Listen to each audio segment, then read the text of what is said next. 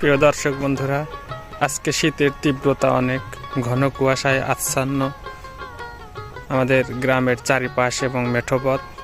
তো যে যেখান থেকে আজকের এই ভিডিওটি দেখতে পারলেন, আপনাদের সবাইকে ধন্যবাদ জানাচ্ছি এবং সেই সাথে আমার পেজটি ফলো দেওয়ার জন্য আপনাদের আহ্বান করছি।